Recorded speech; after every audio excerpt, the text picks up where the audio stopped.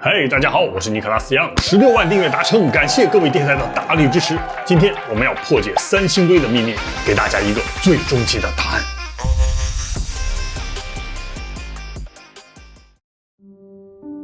三星堆位于中国四川广汉市鸭子河南边，面积12平方千米，一大片，预计有3000年到5000年的历史。其中就出土了大量绝世真迹，比如巨木青铜面具、青铜人像、青铜神树等等，1万多件，现在还在挖，到底有多少也不知道。现在人类看不懂三星堆，主要有3个秘密找不到答案。第一，三星堆为什么会突然出现？第二，三星堆人是不是外星人？第三，为什么三星堆古文明又突然消失？这些秘密团长都知道，因为我就是外星人。第一，为什么三星堆是突然出现的？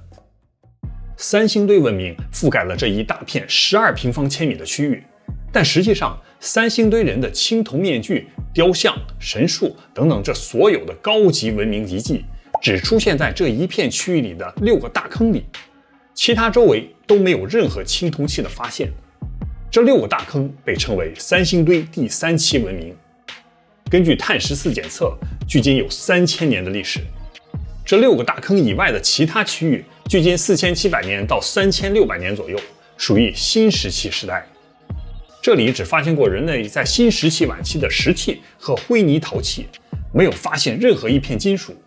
然后到了第3期这6个大坑里，就突然出现了大量精美绝伦的青铜器，中间没有任何过渡。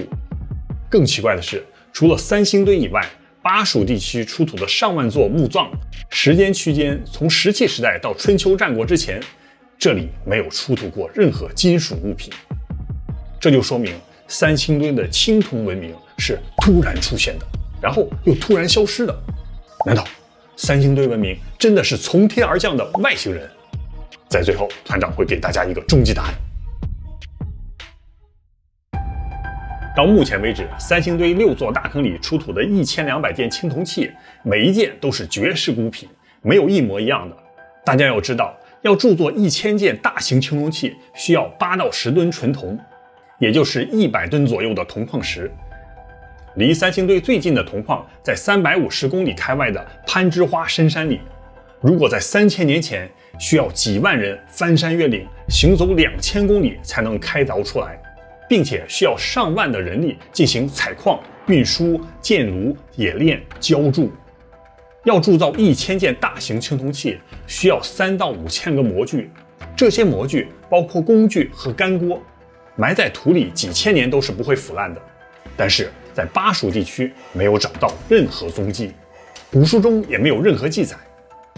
汉书中就写到，巴蜀广汉本南夷。巴蜀是南方未开化的蛮夷之地。当年屈原被流放到南夷，深刻知道这个地方太艰苦、太落后了，他就说了一句非常悲惨的话：哀南夷之莫我之兮。唉，我太难了。所以我们可以推测，三星堆青铜文明一定是外来文明。但是问题来了，他们是从哪里来的？这些三星堆人长得好像外星人啊！团长只能说是又不是。我们先看一下地图，古代华夏天国给世界的分类。汉书中写道：四方之国，非王母地生就，则夷狄，不可入也。意思是，除了中原王室之外，其他的地方都是夷狄之族。东边叫东夷，北面化外之地，披头散发，谓之北狄。南方荒野求生，叫做南蛮。西边也是披头散发，取名西戎。戎狄夷蛮在甲骨文里不是动物就是虫子，所以汉代前后，华夏中原之外都还处于原始社会。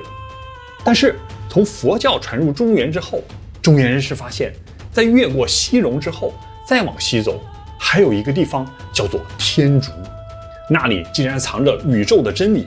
于是从西域来的僧人就被称作西域高僧，法显玄奘还要去西天取经，去学习天竺佛国的高科技。所以根据历史给我们的线索，破解三星堆的秘密，我们必须去西边寻找。三星堆人不是从天上来的，就一定是从西边来的。第二个谜团，三星堆人是人类吗？不确定。我们看三星堆出土的青铜人像，它们最大的特点就是眼睛巨大，还有非常大的青铜面具，眼睛还是突出出来的，非常夸张。华阳国志·蜀志中就写道：有蜀王蚕丛，其目纵，始称王。古蜀国第一个称王的叫做蚕丛，他的眼睛就是突出的。《蜀王本纪》中记载，蚕丛和他的儿子百冠、孙子于福三代各数百岁，皆神化不死，其民亦颇随亡去。于福田于尖山，得仙，今庙祀于间，使蜀民稀少。在巴蜀都没有多少人类的时候，来了一个神秘种族，他们的眼睛突出，寿命几百岁。最后他们的子孙在巴蜀的尖山成仙，唰的一下飞走了。当地人一看，就赶紧在尖这个地方建立了一个寺庙，把他们供起来当神。那这些蚕丛子孙，他们到底长什么样？在民国的时候，四川还有很多古庙供奉着蚕丛一族，但是到了文化大革命的时候都给砸了。根据民国11年的《邛崃县志》中记载，蜀中古庙多有蓝面神像，如蚕，金色，头上额中纵目，当即演蚕丛之象。所以蚕丛它们是蓝色的脸，身上有金色的皮肤，眼睛非常大，而且突出。另外，他们的发型服饰是锥髻左衽，不晓文字。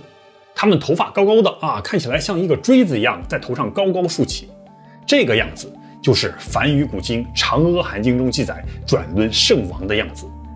我们在上一期世尊的远古秘密里讲到，世尊在《嫦娥含经》中透露，圣人的样子需要满足32只伟人像的特征：眼干青色，眼如牛王，上下俱眩。蓝色的眼睛大得像牛王一样，一睁眼唰了下，人类看到都感到上下晕眩，咔的一下就跪下了。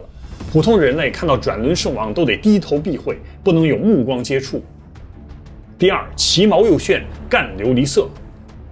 他们的毛发是蓝色的，所以看起来脸也是蓝色的。蓝色的神在古埃及也出现过，叫做太阳神阿木。大家看一下蓝色的阿蒙神，还有他的锥髻啊，头上的这个东西太高了。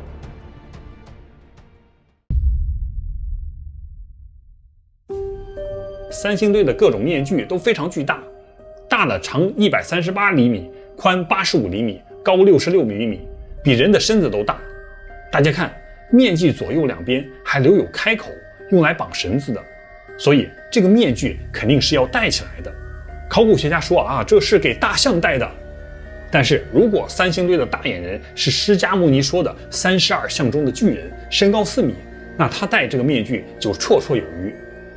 接下来更震惊的来了，我给大家看一下什么叫做32象中的上下俱眩。这是伊拉克出土的公元前2900年的苏美尔神像，这一睁眼，绝对所有的人都眩了，太可怕了。大家接着看，这就叫做眼如牛王。这是伊拉克出土的苏美尔拉玛神像，非常巨大。看，苏美尔最古老的石板雕刻，他们的眼睛下面都有尖尖的形状，这和三星堆的眼睛是一样的。还有吉尔加美什的雕刻，大眼睛、大头，单手抓狮子。还有这是吉尔加美什史诗中提到的乌鲁克埃安娜神庙中的守护神，大眼睛，他手下的狮子就像一只小猫一样大。注意一个重要的细节，在苏美尔神的雕像当中，他们的头上都有角，而且他们身边还会有一个萨曼萨图太阳圣盘，这在吠陀经和梵语佛经中被称为查克拉瓦拉汀轮宝，这是佛教的标志。涅盘经就写道，既遇东方金轮宝，其轮千幅，古往具足。轮宝根据它中间的这个车符啊，有很多种，三星堆出土的就是5幅轮宝，太阳的标志。轮宝在天上出现的时候，地上就会出现转轮圣王。这幅是耶稣出现在轮宝之中。轮宝可以在一个阿赖耶识20万分之1秒之内穿越银河系，非常厉害。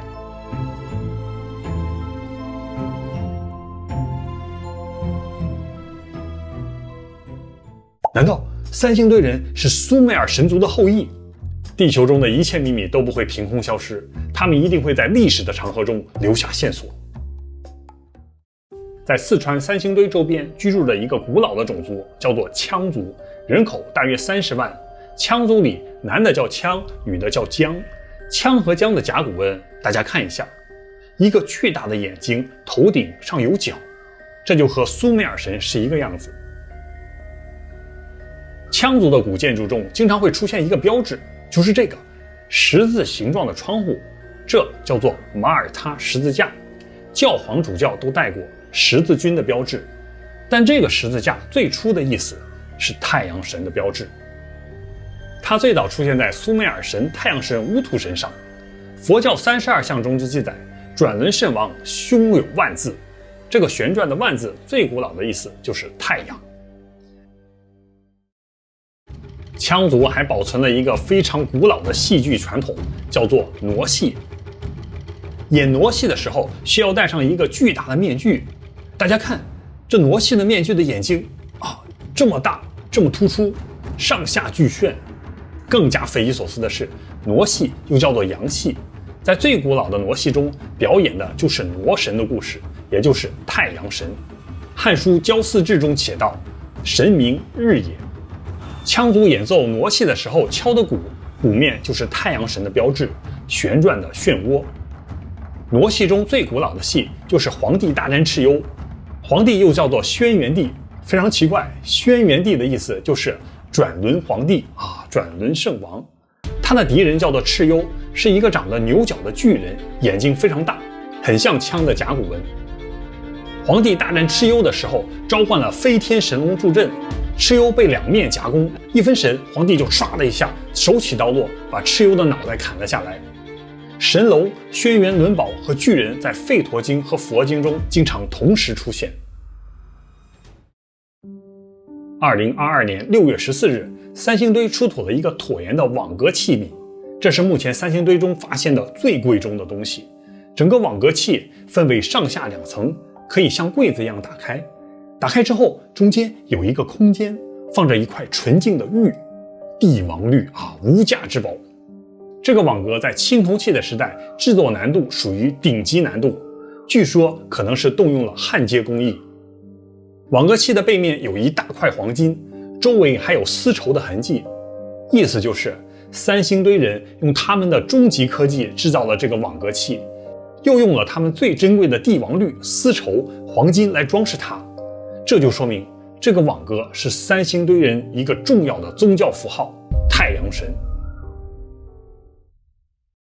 我要告诉大家这个网格太阳盘的秘密，它曾经是公元前3000年前在土耳其出现的赫蒂人的标志。在圣经中记载了一个赫蒂帝国，赫蒂人是亚伯拉罕的盟友，大卫王的将军。赫蒂人在4000年前垄断了亚欧大陆的青铜冶炼，只有他们可以制造出高科技青铜器。但是在公元前4000年的时候，赫蒂帝国突然出现了一场长达20年的神秘瘟疫，国人一下死了一大半，很可能是兔子带来的兔热病。现在有抗生素的情况下，死亡率也高达 15%， 在古代估计死亡率可以高达 50% 以上。当时古埃及和古叙利亚都封闭了边界，全球隔离。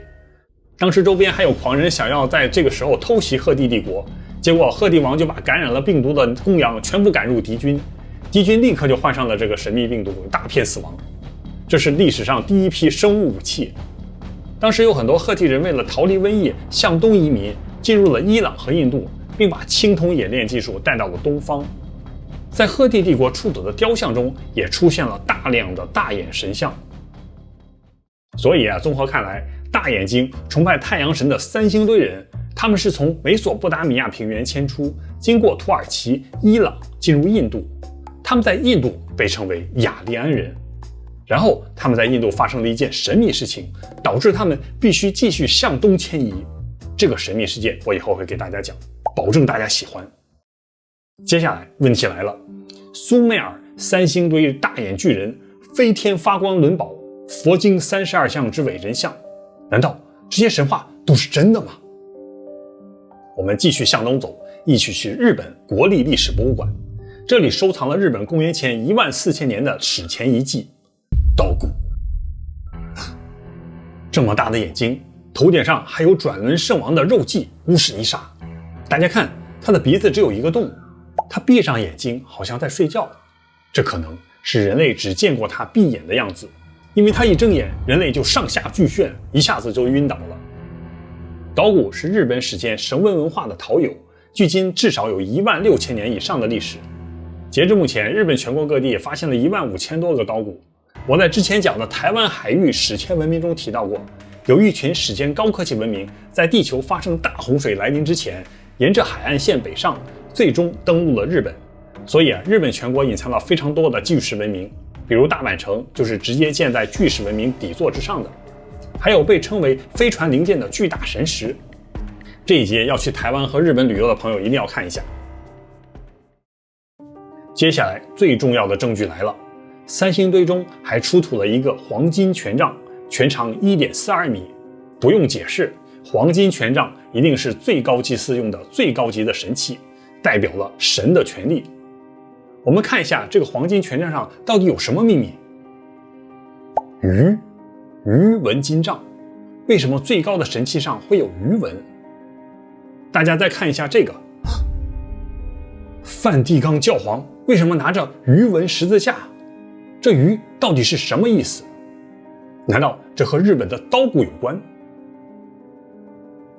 我给大家看一下上古苏美尔石板，里面有个鱼形的神，他们的眼睛也和三星堆一样，都是非常大的眼眶，三角尖尖的。他们围着圣树，头上还有太阳神的标志。这个苏美尔鱼神名字叫做大贡，和日本的刀骨非常像。传说他们身披鳞片从海中出现，把知识带给了原始人，原始人创造了苏美尔文明。他们腕上还带着太阳的标志，可能是用来召唤飞在天上的伦保查克拉。他们戴的鱼头帽子就变成了梵蒂冈主教的帽子，鱼头帽。在圣经中，大贡被称为大滚，神耶和华非常憎恨这些大滚，大滚的雕像必须全部砸碎，非常诡异，这里面肯定有秘密。大滚、刀骨，难道他们是神的一个种族？我们继续向西探索，飞到爱尔兰。爱尔兰有个地方叫做 New Grange， 这里面有一个非常奇怪的 UFO 建筑史前墓地，距今有7000年历史，直径76米，由20万吨巨石覆盖。这个史前建筑比英国的巨石阵还要早1000多年。这个 UFO 建筑里有一个非常长的通道，直达正中央的十字形状的大厅。诡异的是，在每年冬至的那天，就会有一束金色的阳光笔直地穿过墓穴走廊，直达大厅，将这束阳光直接投射在大厅的墙壁上。墙壁上有一个标志，3重太阳漩涡。而这个爱尔兰 UFO 巨墓史前高科技建筑，根据爱尔兰传说，不是人类造的。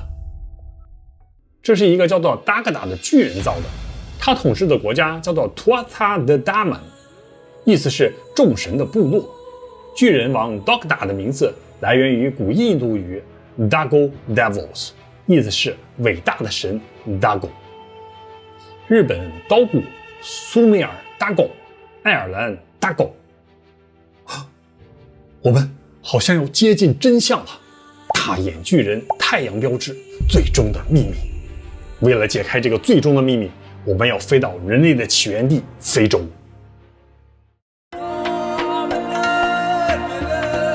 在西非撒哈拉沙漠的西南边，有一条河叫做尼日河，属于马里共和国。这里居住了一群古老的民族，他们在这里也跳着羌族的傩戏，他们也有巨大的眼镜面具。他们跳舞的时候要踩着高跷，扮演巨大的巨人。这个种族的名字就叫做刀贡，传说中的多贡人。多贡人大家应该都早有耳闻，他们说他们来自天狼星系，距地球 8.6光年。天狼星用肉眼都很难看到，但是多贡人知道他们的存在。他们说第一批来自天狼星的是一种叫做 Normal 的智慧生命，他们从天而降，给多贡人带来了智慧。多贡人还知道 Normal 的样子，他们的皮肤是绿色的或者是蓝色的，皮肤有鳞片，和变色龙一样。在阳光照射的时候，皮肤还会出现出彩虹的颜色。难道他们是蜥蜴人？多个人说，在远古的时候 Normal 是两栖类智慧生命，它们可以生活在海里，也可以登陆陆地。它们有2条腿，在直立行走的时候可以把尾巴竖起来，所以 Normal 看起来是像长了2条腿的蛇或者是变色龙。这个简直就和我们之前讲的哥贝克利什镇的长头人、佛经的纳迦龙族，还有伊甸园里的炽天使的真实面目对上了。这几集大家一定要连着看一下，链接我放到信息栏里。之前也讲过了，死海古卷里的李诺之书巨眼巨人其实就是从天上下来的天使和史前人类的混血。书中还记载，天使下来给人类的第一个智慧就是如何冶炼金属、制造兵器，这让天上的终极之神非常愤怒，认为天使给地球带来了杀戮和腐败，于是就派大天使米加尔、加百利带领天使军团从天而降，追杀巨人，诛灭9族。他们从古埃及一直追杀到苏美尔平原，最后还把犯了天条的堕落天使抓了起来，关在艾比斯深渊，宇宙的深处，没有光。以诺被天使带到天上的时候，就听见他们在宇宙的深渊中发出无尽的叹息。3星堆的秘密最终把我们带向了离地球8光年的宇宙天狼星系。说了这么遥远的故事，3星堆还有一个重大的秘密没有讲，就是3星堆人为什么在3000年前突然出现又突然消失了。我们向西探索了印度、伊朗、伊拉克、土耳其、爱尔兰、古埃及和非洲，最后到了日本，围绕地球转了一圈，最后再回到3星堆。大家看，目前只有一个地方没有探索，就是3星堆旁边的最神秘的喜马拉雅山脉。这最珍贵的线索永远都在案发现场旁边。接下来的秘密是一个和圣经出埃及记一样的史诗故事，世尊释迦牟尼也出现过。请大家多多订阅、点赞、转发，我们的频道人数冲到18万的时候，我就把藏在喜马拉雅山的3星堆的最终秘密告诉大家。Hello， 多贡人讲的天狼星人 Normal 人听起来非常像梵语的南无阿弥陀佛中的南无有非常大的可能就是南无星人来到了地球，他们打招呼的时候就说：“嘿，早安，南无阿弥陀佛，南无阿弥陀佛。”